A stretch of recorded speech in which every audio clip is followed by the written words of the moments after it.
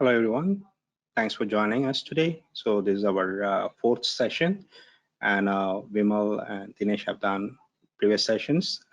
Today, I will be handling this session for you. So it will be a bit different, and we are going into a bit more complex stuff. So I will try to go slow, but we have to finish it on time, so I will take care of that as well. Today's session is some useful stuff we are going to share. We will be sharing construction detailing. We are going to show how you can do tail layout from a zone object, right? So normally we place rooms in Archicad, which is actually the zone, but use that as a boundary and create the tail layout inside. So this is more for construction detailing, right? So you want to know how many number of tiles and all those things. So this is what we are trying to achieve today, right? So before we go in, this is the agenda for today. So we are sharing the link for recordings of session 1, 2, and 3. Later you can check it out. If you have missed it, you can check that, right? And we will be discussing about the assignment as well. And then we will go into the tail layout for by zone, right? We will be showing something like creating a cluster, which allows you to distribute the objects. So end of this session, we will share a cluster for you so that you can try it on your own, right? So that's the plan. So I will take you through that steps. Yeah. Okay, let me get my pointer. Okay. So this is actually the QR code for session 1, 2, and 3. Basically, it's a playlist. You can scan this, and then you can get your videos if you want. And thanks, Vimal, for sharing the link on the chat. So if you guys have any question, you also can post on the chat. Either Vimal or myself will answer. So please feel free to chat with us on the chat window, right? So always ask questions. So that will be interesting to cover, right? So if you have questions, that's interesting to cover. Let me move on. I hope everybody scanned the QR or somebody trying, so it should be okay, right? Okay. So next is the topic. First, I will be showing the assignment. So basically what we have given last assignment is basically you're drawing a spline curve in the plan window. So, and also a spline curve in the section to define the curve of your facade, or it can be a feature wall inside your interior design, right? So you have these two curves to define your wall, which will end up like a 3D object like this, right? So this is the plan curve, right? So this is the plan curve, and this is actually the elevation curve, right? So it is easy for us to draw an elevation. That's why we are drawing an elevation. And we also shared some code with some instructions. So I don't know, maybe you have tried. So if you haven't tried, you can still go back and try, but I will show you after these slides, I will show you in the actual thing, right? So I will show that how it works. For today's session, so this is what I was talking about. So this is the construction detailing part, where we will have the rooms, right? So many different rooms we will have. So for each room, construction team have to set up the tail layout. So sometimes people think that Grasshopper, Rhino Grasshopper, or any computational BIM is for complex stuff, but like a fancy design or things like that, but it is not necessary, right? So simple automations can be done as well. So this will be taken through a Grasshopper code, which looks very simple here, right? Like I will take you through. It is not that straightforward and simple, but you can see that how it is done, right? It will put the tiles in your zone. So you can see all the tiles are laid out nicely in an angle you want. From here, you can actually bring it into a schedule, right? So when you see it in the schedule, you can see the total number of tiles. This is actually like we have total 3,223 tiles. Out of it, like 2,915 tiles are full tiles, right? So the rest is actually smaller size or cut by the design, right? So because of the design, it had to be cut. So you have a full detail for construction itself. I know some of you are bringing your design all the way to construction. You will be contributing to that, so it's much easier to get this. But my recommendation is to do it room by room. Don't try to do for the entire project, so it will have some issues on the performance because of the code, right? So it will have some issues. Okay, so let's go back to the assignment part. I will just run through this assignment part quickly, then we will go through the today's session, right? So let me close this, minimize this, so you can see.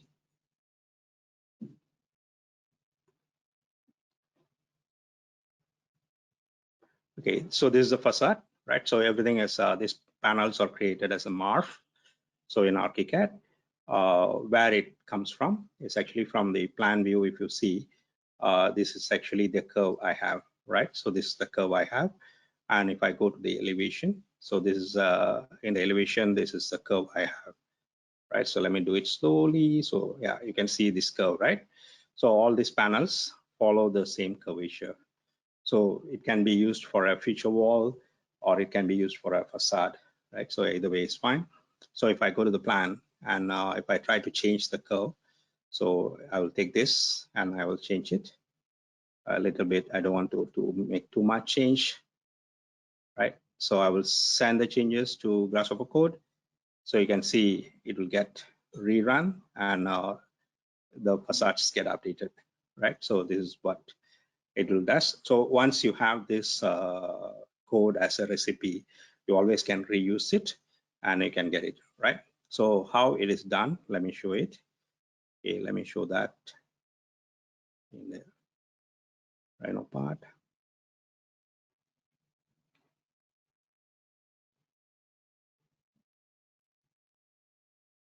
Okay, so this is actually the Rhino code I have, and let me make it full screen so I can show you what I have done, right? So this is actually the first curve. I'm getting it from Archicad, right? So this is the first curve, I'm getting it from Archicad. Let me see. Yeah, so I don't want to, it is running, so it's okay. So I'm not going to do every step. I'm not going to place everything. So we have shared a screenshot with you. So you can see here, connect the first thing. So you can right click here and you can set one spline and you can connect it with Archicad, right? So you can connect it with Archicad, the spline itself in the plan. And this one, I'm connecting it with the elevation. So we have two of that. So it is also a good practice to convert that into a grasshopper curve. That's why I'm doing here. So anyway, it is coming as a curve. I will just make sure it is done this way, so I can send it to different objects or different components from there, right? So this component is to get the endpoints of this curve, right? So I want to get the endpoints of this curve. So remember, this is the plan, right? So we are working on the plan curve. So we are getting the endpoints of the curve. In case you want to know where is this in the Grasshopper menu, if you press Control and alternate key and click on it, it tells you exactly where I'm getting this component from, right? So if we share any Grasshopper code, you can try to read it quite easily, right? So you can see that. So once I get the endpoints, right? So I'm passing the start point to 1, and the endpoint I'm doing a deconstruction, right? So I'm getting the XYZ of the endpoint, and I'm passing the start point to the move command, right? So what I'm doing within this particular group, so this particular group, what I'm doing here is to construct a new point based on the width of the panel, right? So basically the panel has a width, right? If I go to Archicad, you can see, right? So this is actually the width from here to here, right? So this is the width. Let me measure it so that you can see, right? So maybe this is the start point. You can see this is actually the width of the, is about 2 meters, right? So that's a width of the panel I'm taking. So let me go back to, so that's a 2 meter coming from here, right? So this is a slider. And if you want to set this 2 meter, the distance for the movement, basically you pass a vector. So the vector is y vector. So if you want to understand why it is y vector, if I go back to Archicad, so this is the x direction and this is the y direction. So I'm using a y vector for this, right? And if I pass any value to it, it will multiply the vector by this value. Vector is nothing but a direction without any dimension to it. If you want to add a dimension, you just multiply by the factor, right? So you will see that, and you are passing that to the motion, right? So you are passing that into the translation, right? So that what it will do is it will get this point, the start point, and move it to that location, right? So if I select it here, it should show in Rhino. Where is it, right? So if I select it, I can see that here. So let me see. Yeah. So it should be here.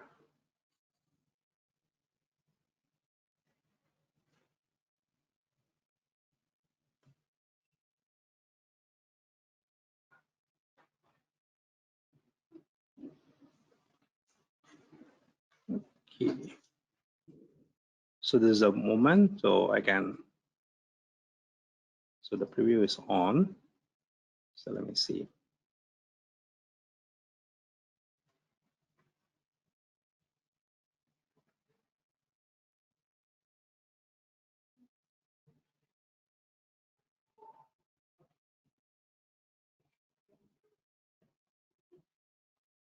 Yeah, this is the curve, and this is, I'm getting the start point of it, and I'm getting the point. I think it's overlapping too many objects. It should be somewhere here, right? So this should be the point actually. So I'm not going to spend time on it. I'll go in, right? So if you see here, this I'm getting the XYZ value of it, and I'm passing the X value of the endpoint to this, and the Z value to the Z value of this point. I'm constructing a new point on the new location, and I'm passing this Y to this Y value. So when I pass this geometry, so if you see this geometry is having this value, it has 0.51 and 10.69, right? So if I see this Y value here, it will just take the 10.70, the one, right? So it will round it off. So it will just get that value. So if I check this point, it will be on the new location, and I can pass this to form a new line, right? So I have this 2 points. I'm passing this point and this point to form a new line in here. So if you see here, it is highlighted in green. So I'm passing and creating the back of the panel. So this is the back line, right? So I'm creating it. So that part is done. Now it's this other curve, right? So the vertical curve.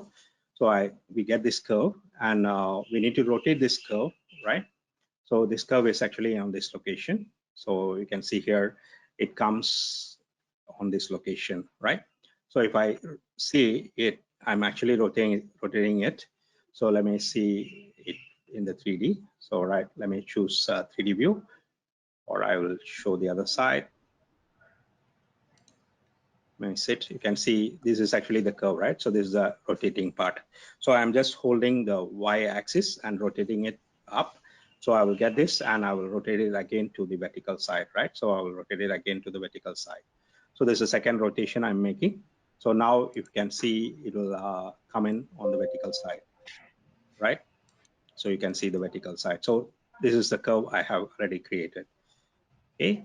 So now I got this new curve, and I'm getting the start point and end point of this, same as what I did on the other curve. So after getting the start point and end point, I'm using the point we get on this level here. So let me see, this is the line, right? So for this line itself, we are actually trying to construct some information. So we are dividing the curve into 27 numbers. So if I select this here, so it will tell me all the individual points in between. So we are basically dividing the curve, right? Let me minimize and show it to you. You can see there's little dots here. So all these are highlighted. You can see that, right? So we are actually dividing it, how many number of panels we want to have, right? So we are doing that. So once I do that, okay, let me go back. Okay, so I'm dividing it and getting it projected to the horizontal line in the back. So I'm going to draw a straight line. So I'm projecting it to the horizontal line in the back. So if I see here, it goes in here, this line here. So you can see these dots. These are the ones I'm getting projected there, right? So let me zoom out and show it to you. Okay. So if I see this, this is to project the curve point, right? So this is to project the curve point. So all the points are projected here. So you will see these dots here, right? So that's done. So now we have this curve, and we are using that to get the vector. So the vector is basically the distance between the start point and this point. The curve is located at a different location, right? So I want to get the angle. So let me show you something. So here I will just show this part. Vector display.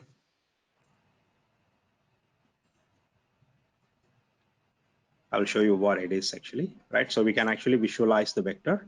So I take this vector, I put it here, right? And the anchor point is actually the starting point of this curve, right? Starting point of this curve. I will take that. I will pass it to this anchor point. So you can see what happens, right? So you see this is my curve, right? The vertical curve, the one in the elevation. So this is the location I have it. So basically I'm projecting this curve to each of this point. So I'm basically moving the curve to all these points. So when I say move, it will copy in Grasshopper, right? So when I say move, it will copy in Grasshopper. So this display I will delete. This is not required. So I will delete it. Okay, let me close this. Okay. So now that we have these vectors done, right? So you can see I'm passing the movement, right? So this is actually the movement part. So I'm moving the vertical curve to each of this place. So out of this, we are generating, again, getting the start point and end point of each of this curve, right? So along this point, each of this curve, we are getting the start point and end point. Okay, so for this geometry, so this is in the back. So you can see those things here. In the back, and we are getting the geometry of it and passing it to these points here. So basically this curve, this curve, this curve, and this curve will form one rectangular shape, right? So let me see whether I can show it. So let me make this perspective bigger. So if I see this, if I select this one, so you can see these are this is a curve and it is on the other side, right? So you can see it takes all these points and draws a curve, right? So if I pick this, that is actually the surface. So it creates a surface on each of this plane, right? So that's the part it comes out. And finally, so I'm extruding it by the thickness. So I'm sending into Archicad as a MARF. So that's what we are getting in Archicad, which is actually these panels, right? So we can see it is selected here. So when I select it, it is selected here, right? So once you have this recipe, it's easy for you to reuse it all the time, right? Is it good? If you have any questions, please put it on the chat. We can share this code with you. So in case it is difficult for you to digest or get anything, so we can actually share this code with you, right? So don't worry about it. Okay. So let me move on to the next one, which is the tile, right? So I need to open another file, break the connection. And you can see here, this is what I got from Archicad. This is actually the tiles already coming in from Grasshopper. But what I have here is just the input is just a zone, right? So if I say this, you can select it. You can see this outline of the zone, right? So any shape is fine, right? It works with the curve also. I have tested. So if you see here, that is actually the preview is shown here, right? So I have made this whole thing as a cluster. So this is what you are seeing here. So why we do this is because if I want to share with somebody, if I want to share with my users or anyone, right? So I can just send the cluster to them so they can actually use it. It's like creating a bit of code by yourself, or recipe. You can just make it as one whole object, encapsulate it. So people can use it straight away, right? So the first input is actually coming from the zone. I select from Archicad. So Vimal have shown this before. So you can right click on it and you can select zone surface. You can get many of the information from the zone, right? So you can use any of this information and you can get the details out of it. But one good thing what I want is just the perimeter. So I want the polygon, so I can take it from here. I'll use it here, right? Zone perimeter. And I'm also getting a insertion point. You can see here, this is actually the insertion point. So I'm getting it. And this is actually the reference point, right? Then it comes with tail orientation. Tail size is like a 300 by 600, right? So you can see that here. And also the grout size, right? So construction details, you need to have this grout size, you need that. And this is the tail thickness, right? So I'm using just a panel here to do it, right? So the panel, instead of using the slider, we also can use the panel to get the input, right? So you can give the input with the panel. And sometimes the tail comes with the grout gap. So the tail is offset from the starting point. So if it happens, you can use this to control that. So that's why we have this additional things here, right? So the direction you can set either 1 or -1. So it goes either forward or backward. That's it, right? So just pass it like 1 or -1, right? So end of the day, it outputs a set of geometry, and these geometries can be passed to the morph tool in Archicad, and you can actually place the morphs, right? So the morph setting, I'm using the building material. I'm also passing the layer, and this will set false, right? So that it will not keep sending the changes whatever we are making. So we can actually do that. So if we have done this, so if I double click on it, it will open up the entire cluster for me. Hope it doesn't crash. So let's see what happens. Yeah. So you can see this is what I have inside the cluster. So I made it a bit more clearer. So we will share this cluster with you guys. You don't need to write everything from scratch. You can try to read this and use it. So we are planning to share this. So you can see this is the cluster input. So the first one is the cluster input, right? So this is a boundary, this is a reference point, this is actually the size and angle. Then you have the rest of the information below, right? So it's actually mapping exactly to the cluster. If you see the cluster, you can see that, right? So temporarily, I'm using it's like a temporary storage. So instead of having multiple inputs, I'm using this to control the number of inputs the user have to give. So maybe I'm using this point many times. You can see here I'm using it 2 times here. So if I use this way, the user need to input only once, right? So they will not see multiple input in the cluster. So that's the reason why I'm using this part. So I use this to control it. The first block here, I'm creating a single cell. So this is actually the size of a tail, right? 300 by 600 it will make. So this is the object which makes the tile. So if I right click and enable the preview, you can see that in Grasshopper, right? So you can see that in the Rhino side. So I will show everything on the Rhino side before we bring it in there, right? So let me off this preview. So I can right click and off the preview, right? So I can do that. At the same time, I'm also getting the curve, the boundary of the zone, and I'm actually exploding it, right? So I'm using it below. I will come back to it later. So let's look at the tail, right? So this is the part where we are actually adjusting the grout offset. So you remember we were talking about sometimes it starts with the grout. We want to offset it. So we are actually doing this control here, right? So basically I'm using the direction. So positive or negative, I'm using that. And here, what is the amount, right? So X 0.5, right? So the grout is a 0.5 size. And this is actually the move command. I'm moving it. And if people want to say, yes, I want to move it, it will take the value from 0 or the other way, right? So it's like a conditional statement. So based on the yes or no. So the first one, currently you can see 1 means that the gate have to take the 1, right? So 1 or 0, it will take it. And it will pass the geometry to the next component. So this is for the X direction offset, and this is for the Y direction offset, right? So I'm doing this offset 2 offsets here. to get the grouting adjustment done, right? So this is the part. This is all added later stage. After I solve it, I need to add this, so you can see that. And here on the bottom part, I'm adding a grout tile size. So this is actually the tile size. I'm adding the 0.5. So because every offset, we want to make it with the tile size plus the grout, right? So that's the reason I'm adding it. So you can see that, and the result is coming here.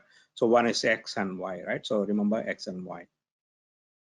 So when you go here, this is the part quite interesting. So if you see, I exploded the boundary of the zone, right? So earlier I exploded the boundary of the zone, and I'm passing it to here to get the start point and end point of each of that. And I'm getting the distance between the start point and end point, right? So what I'm getting here is to find out the distance, how far I need to offset. So why I do this, right? So if you look at it, so my thing is here. So let me draw something to show you. So I'm starting somewhere here, but the tail have to be covered maybe a bigger area, right? So it have to go very big area. So I need to know how far I need to offset the tails actually. So that's the reason why I'm doing this. So for this, basically the distance is calculated from the reference point, the first one reference point, and to the start point of each of this curve. These curves are coming from the zone boundary. So I'm getting the start point and I'm getting the distance for each of them. And this particular tool here creates a domain, so which I can see where it comes from. If you want to know where it is coming from, I'm using it from the math. So basically what it checks is the list of values, the distance here, and it creates the maximum and minimum, right? So this is actually maximum and minimum, it will get it. So it checks everything and it will see what is 0 is the minimum, 14 point something is the maximum, right?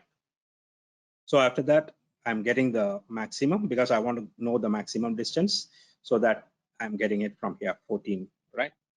So I'm getting it from here. Then the next step is to get the number of tiles in X direction and Y direction. So for that, basically I'm dividing the value, right, the 14 with the tile size. So when I do that, I get the number of tiles I need to cover the X direction and Y direction, right? So I'm rounding it off. So when I round it off, I will get the number of tiles like 42 and 23, right? So I'm getting the number of tiles I need to offset or I need to copy, right? So that's done. And if you move on here, so multiply the number of tiles. So we are just multiplying it to get the offset distance, how far we need to go, right? So that need to be done. So I'm basically multiplying the value.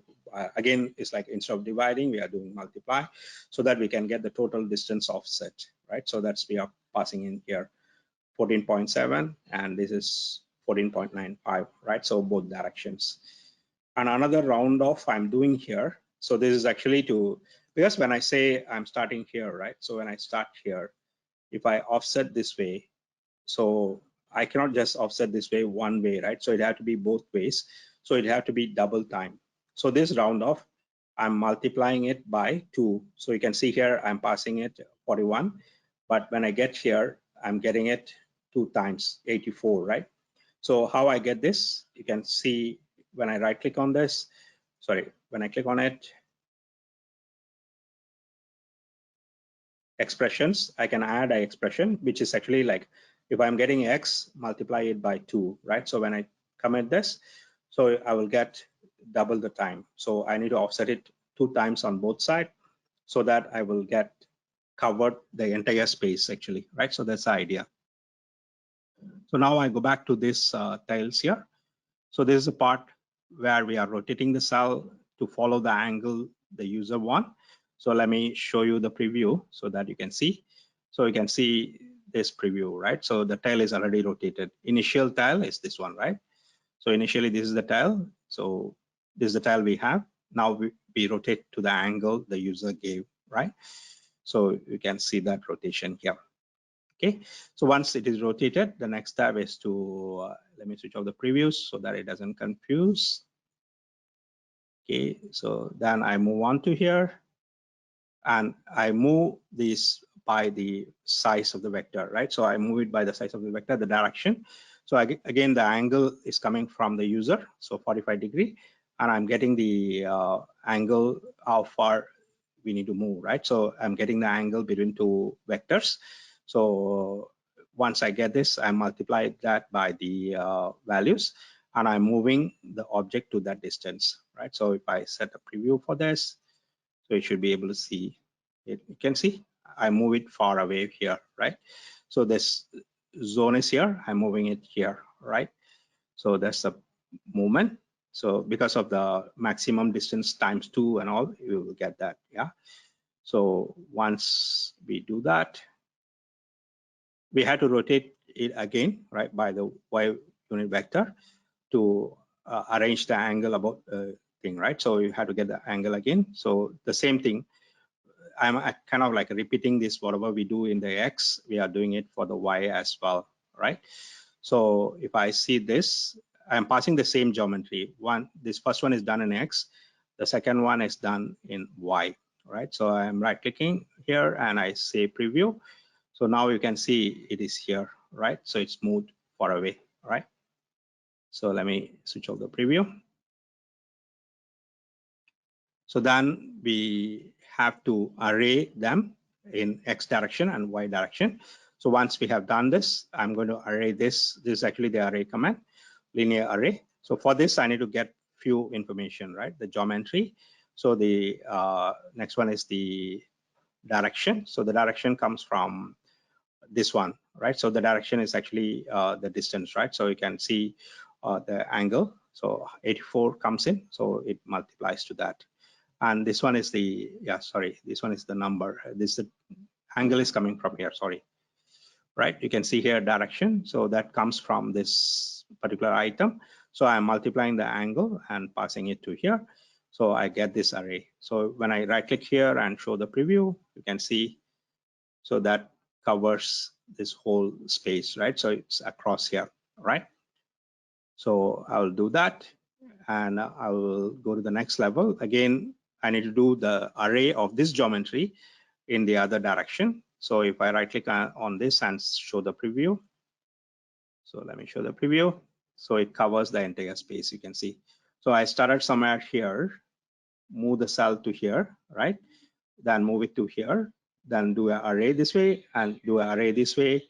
So you can get the entire space covered with the tile array, right? So basically everything is placed, so it has everything, right? So now that we have to do some trimming, right? So we are interested only in this space. We want to have the tiles only within this. So we are going to use this object to trim it, right? So we are going to use this region intersection to trim the geometry, right? So for that, we are actually passing the object. So before passing the object, what we had to do is both the zone and the tiles have to be in the same height. That's what we are trying to do here. So we are getting the center point of the zone, getting the Z value of it and moving it to that height. So basically I'm moving all the tiles to that particular height. So you can see here. So if I see this one preview you can see the tiles are not here, right? So you can see it is below. So, and if I show this preview, it will be a bit up, right? Let me see, I can show that preview. I think I should switch off this.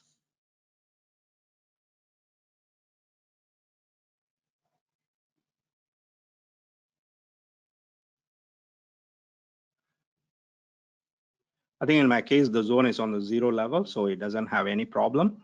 But it happens sometimes if the zone is offset, you will have that problem, right? So you have to do an offset for that. That's why I'm doing it, right? So you can see the offset is handling that. If it is not in the same level, this component will not work, right? So that's why I'm doing this. So once this is done, this particular thing works fine, right? So you can see that extrusion is done. It creates surfaces. So let me show the preview of this.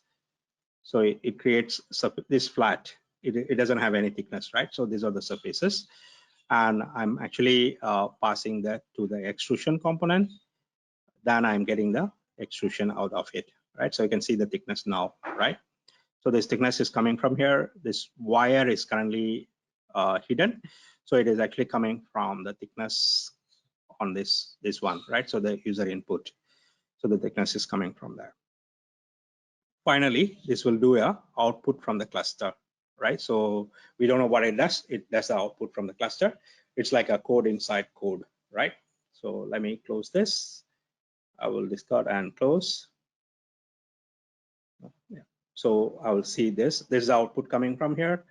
Then I pass it. So, but if you are a user, if I pass you this, so it is very clear for you what are the things to pass and what you will get outside, right? So that keeps everything hidden from you, right? So whatever we have done inside the cluster, it will be hidden from you, right? So you can see that. Just we have about 10 more minutes, I think. So, but we will take a quick one. I will show you how to do a cluster. Then we will open up for any Q&A, right? Okay. So I'm going to draw something, right? I'm going to draw a polyline. This is what caused the problem earlier, crashing. So let me draw a polyline. Okay, I have this.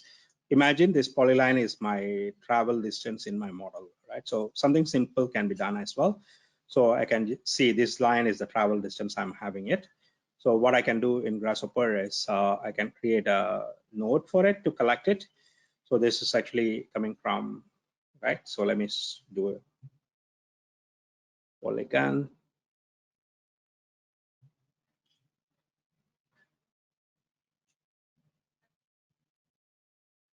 Okay, let me see the Archicad.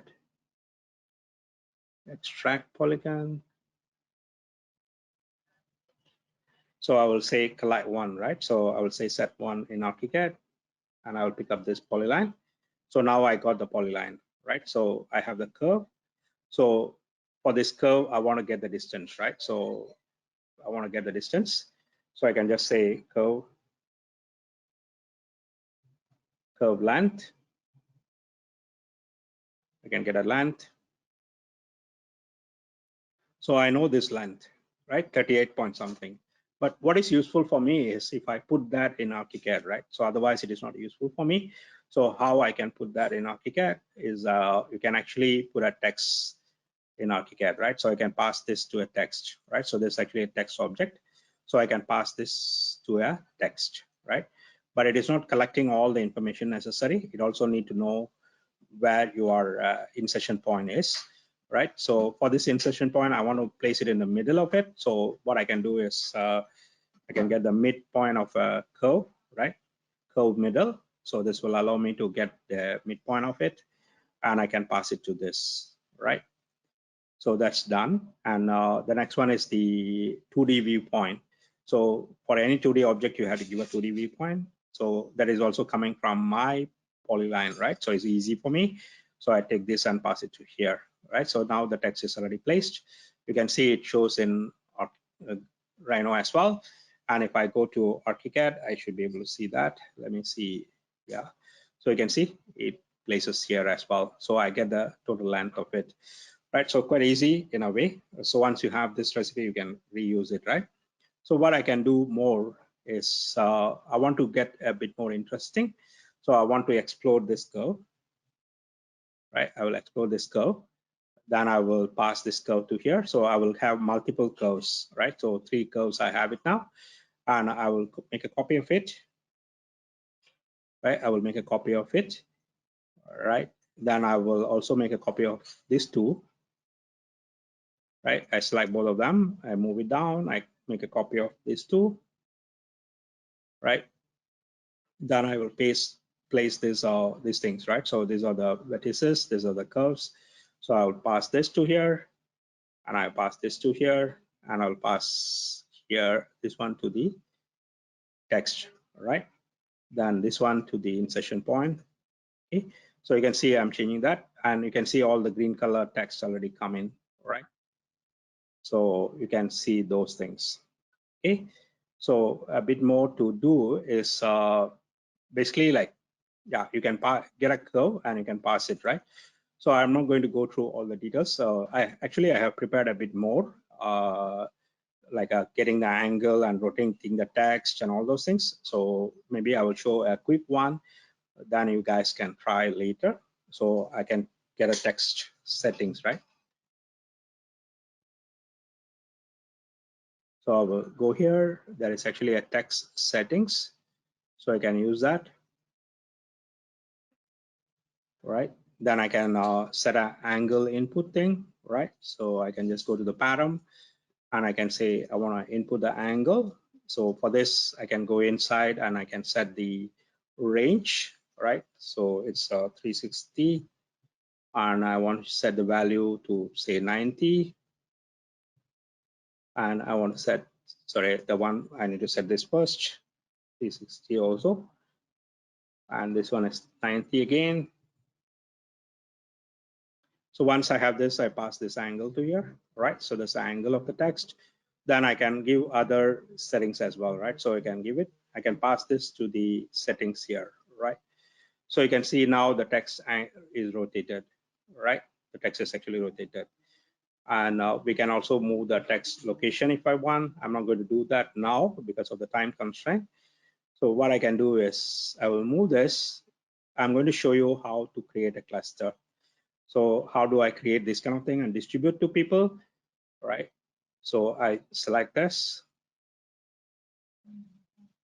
So I select this one and I will go to my edit menu and there's this cluster, right? So if I say cluster, you can see everything I selected will be added this way, right? So it is like you're passing this information and it will output this information. So if I double click on it, you can see these are the inputs, right? So these are the inputs, comes out. So you can arrange it nicely and you know what it is giving out, right?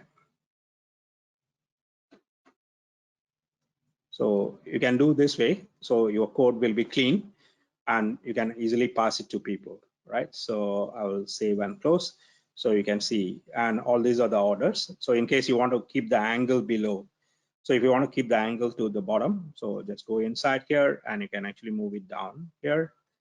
So if I close it, save and close it, so you can see the angle become below here, right? So you can reorder the things and you can change the icon for it, edit cluster, sorry, close it.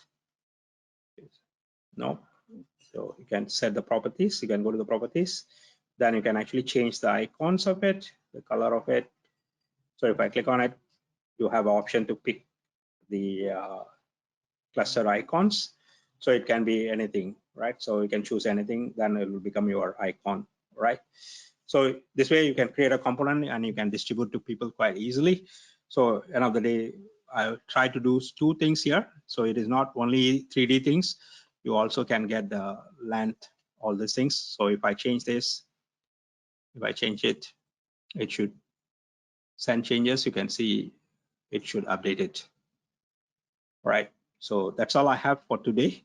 Unfortunately, my thing crashed and yeah, so I couldn't able to cover everything what I planned for this part. But yeah, this is how I created the cluster and easy for me to distribute to everyone. All right. Okay, so let me go back to my slides.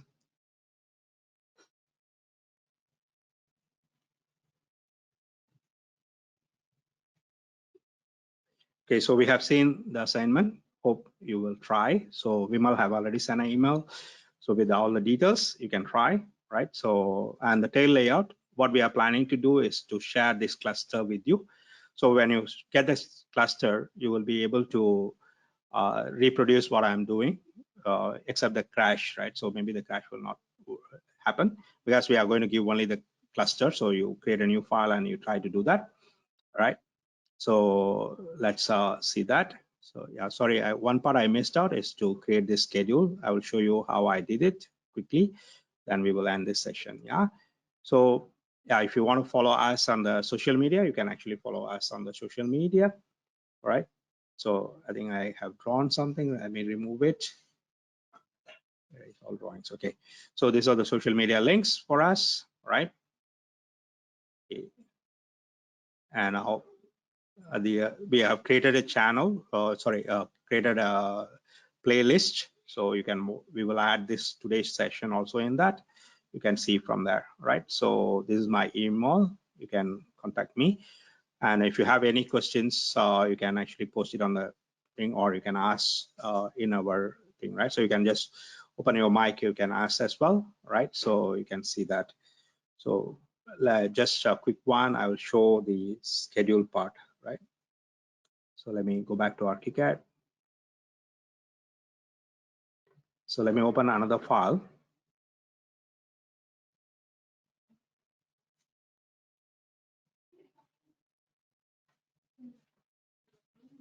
Okay, let me save this in case anything.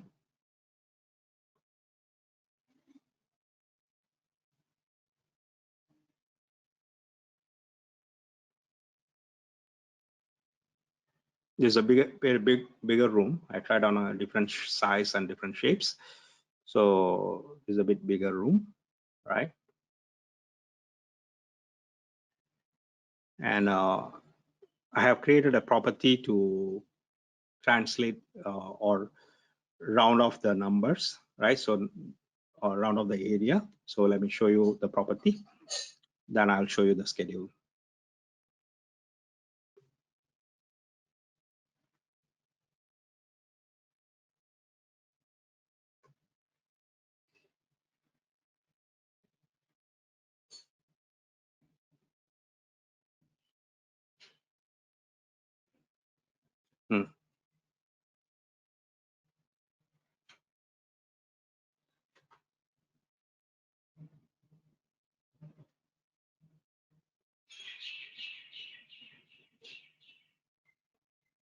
Okay, so this is actually the schedule I have.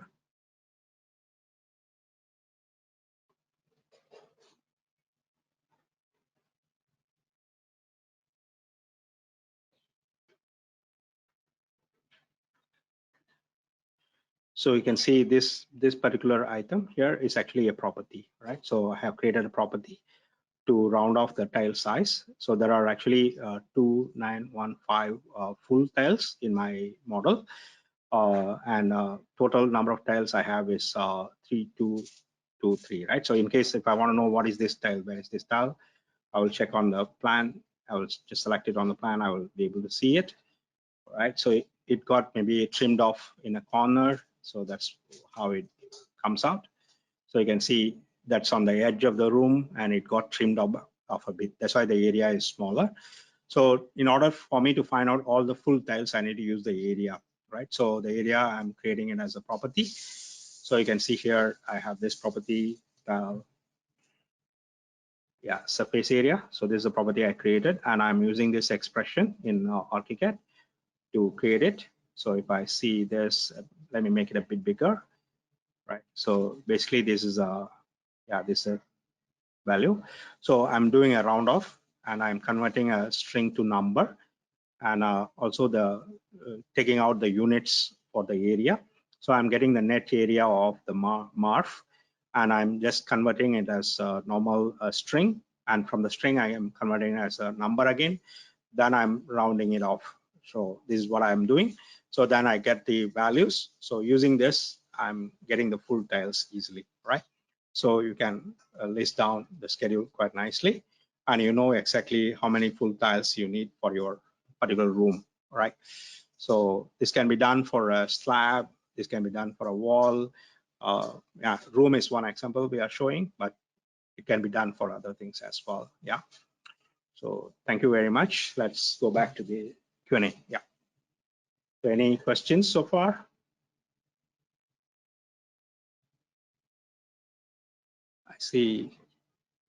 I see some help from all your. Thanks for all the help, Ayan and Janik. Right. So yeah. So especially when you're using an online sharing session, Grasshopper is a bit more unstable. But today is really because of what Janik mentioned, right? So it is the red nodes So I'm trying to run a Grasshopper connection without the components in Archicad. The Archicad I didn't save, so the components are there, not there. So there's a reason it was crashing. It is my mistake. So yeah, it is not because of Archicad or Grasshopper. It is because I deleted the lines. It is not there, and it started crashing.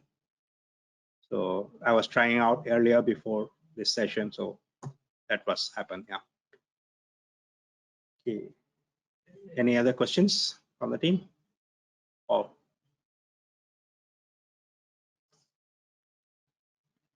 So we will share this cluster, so you can try it on your own. So you can explore it and you can reuse it for your work. Yeah.